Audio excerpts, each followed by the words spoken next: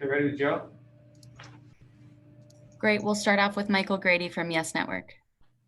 Hey, Joe. Coach was talking about the game in totality, and what he saw on defense is pretty much the culprit for the loss. When you look at the defense, what do you guys need to do to, create more separation, given the fact that you guys can still score and maintain that separation?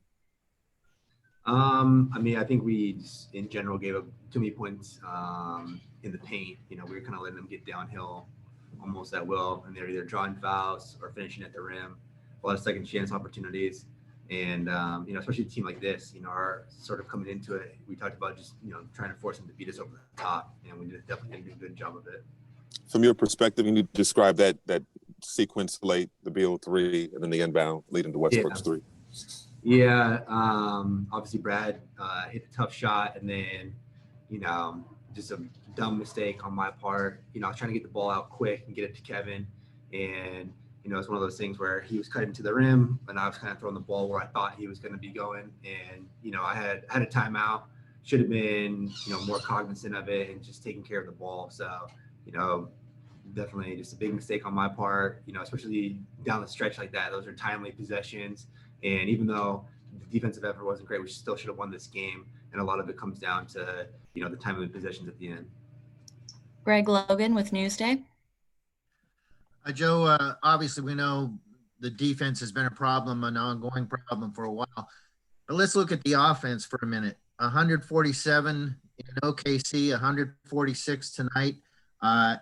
Both nights without one of your main stars. I mean, what does that say about how good the offense is? And is there, because it's that good, kind of a reliance on it, to a feeling like you don't have to push as hard on defense? I think we knew coming into the season, even before we added James, that, we had a lot of offensive weapons, and then you had James, who's easily been one of the best offensive players in the game, the last, 5, 6, 7, 8 years, to go kind of plug in with the guys that we already have. And, we could score with the best of them. We could easily be sitting here at the end of the year and say we have one of the better offensive teams to play this game. But that being said, the defense has to follow suit too. You can't just always rely on the offense. I guess nights like tonight, are kind of indicative of that. Alex Schiffer with The Athletic. Hey, Joe, you guys had that 18-point lead in the first quarter, and obviously by the end of it, they'd essentially chipped away at it completely. Just what started to go wrong for you guys that let them do that? I think it was, it's a game of runs, first of all. You see tons of runs over the course of the NBA season. And, tonight was no different, but we just didn't capitalize, I guess in terms of stalling what they had going. They got the momentum going there in the second quarter, and it's sort of seemed to continue on from that point. And, we were never really able to get back to where we were at energy and momentum-wise in that first quarter. Malika Andrews with ESPN. Joe, both Kyrie and Steve have mentioned how they wanted to make sure that you knew that inbound pass, it wasn't, this loss didn't come down to one play. But do you internalize that? Can you say, okay, yeah, this isn't my fault? Or is this something where you're like, yeah, I'm going to beat myself up a little on this one? Well, I think it's definitely one of those things where obviously the outcome of the game never comes down to one play. And we all know that. But like I mentioned to Grady, there's very timely possessions at the end of the game where you can secure and finalize things. And that was sort of one of those plays where, had I even just taken a timeout, we would have been able to get the ball at half court, been able to get the ball in, or at least, turn it over at half court. It's a lot more difficult for them to get a shot, versus being underneath their own basket.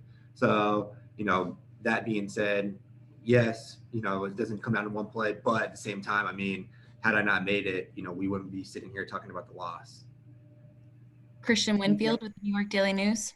Kind of along that same vein, Joe, had TLC made that layup, the outcome might be a little bit different. So when a guy gets a clean look like that and he just misses it, what's the message to keep him from being himself up and kind of being down on this one? It's the same thing. I think you have to kind of hit home on the same sort of sentiment where, it doesn't necessarily come down to one play, especially in that situation. You don't want to put any pressure on somebody to make a play offensively. Although, you could argue we're not gonna make excuses in terms of whether we thought it should have been a call or whatever it might have been, but he shouldn't have been in that position in the first place. You could say the same thing about me, but we both were, and we both didn't just, capitalize on the opportunity. Last question, Matt Brooks with Nets Daily.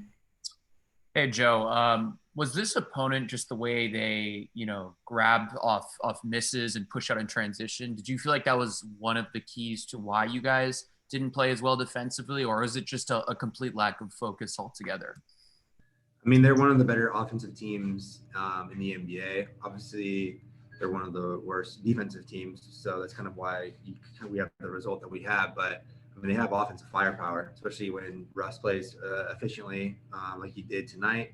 Him and Brad are both capable of having really big nights, which they did, and everybody else, kind of plugs in as well. They have a lot of good offensive players, and just not enough stops on our part. Obviously, a lot of times when you score, what we score tonight, you're probably sitting pretty good and thinking you're going to win the game.